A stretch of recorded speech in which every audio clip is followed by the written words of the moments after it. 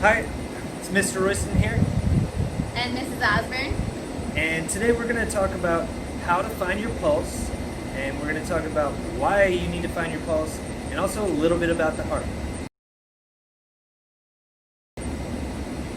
We're going to find your carotid pulse first. So you're going to take 2 fingers, you're going to put them on your earlobe, and then you're going to slowly pull your fingers down until you hit your jaw, and you should find your heartbeat.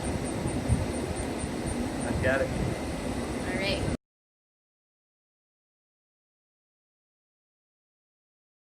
Blood constantly moves through the heart as it beats. The heart muscle must pump out enough of this blood to keep the body healthy.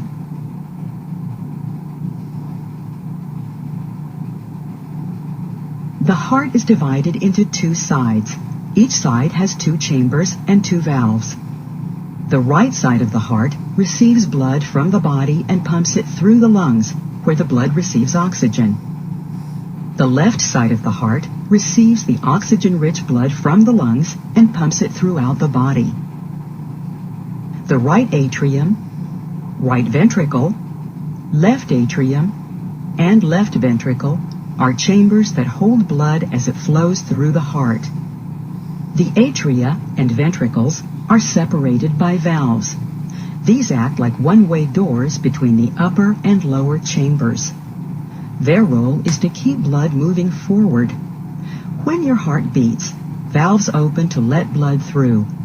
After each beat, valves close to keep blood from flowing backward.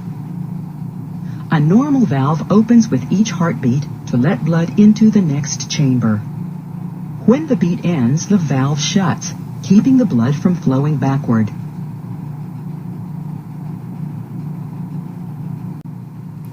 So what you're feeling when you find your heartbeat is you're feeling that blood that's being pumped through your body with oxygen in it, and that's going to tell you how fast your heart is beating.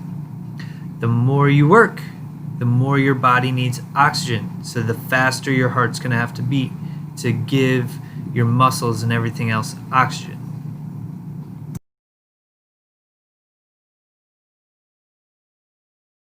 I haven't been moving around a whole lot, so this is just going to be my pulse before I start working out. And we're going to time this for 6 seconds.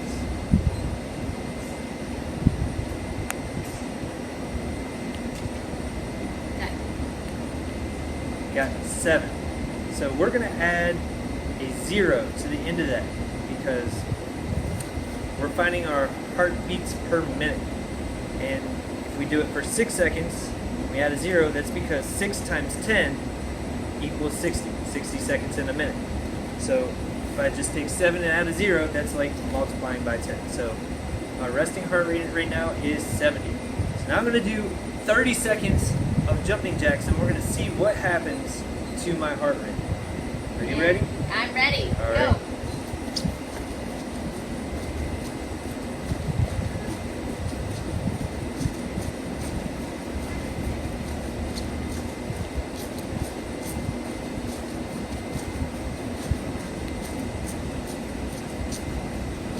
We're over halfway there.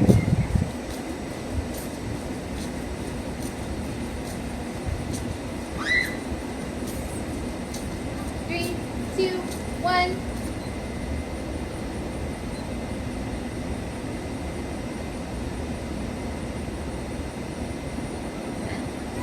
It's actually doubled, 14 that time.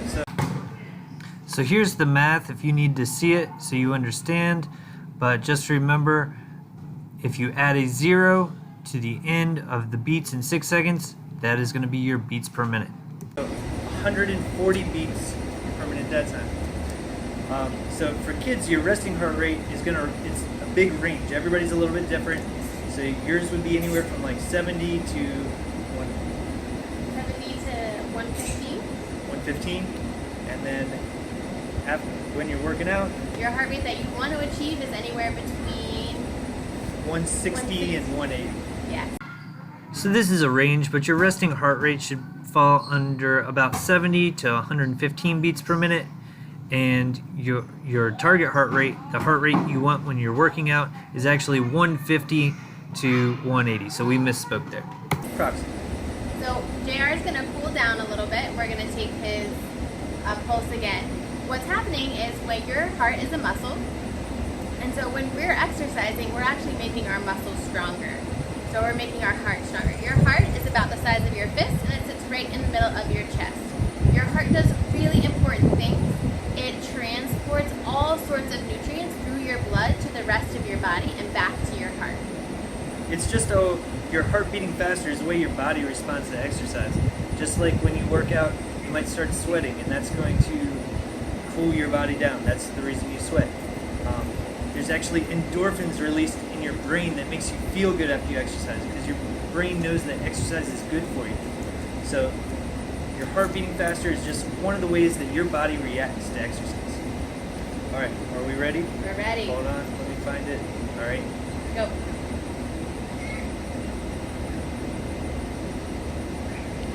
Stop. All right, 10 that time. So I came back down, not as far as when I started.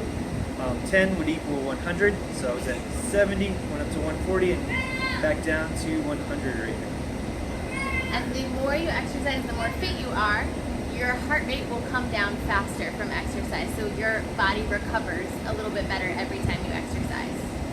All right, I hope you learned a little bit on how to find your pulse and why you should find your pulse, because it's going to let you know, like she just said, how fit you are, how in shape you are. So in general, the lower your heart rate, the healthier you are. So remember, your heart is a muscle. So if your muscle is really strong, then it doesn't take a lot of effort to move your blood throughout your body. However, if it's not as strong, then it's going to take a lot more effort or more beats. Think of somebody who can lift a really heavy weight. They don't have to try that hard to lift a heavy weight. But if you're weaker, then it's going to take a lot more effort. And so the faster it comes down, if you can see improvement in that over time, that means you're getting healthier, you're getting more fit. And it's something you are going to be required to do this year. Bye.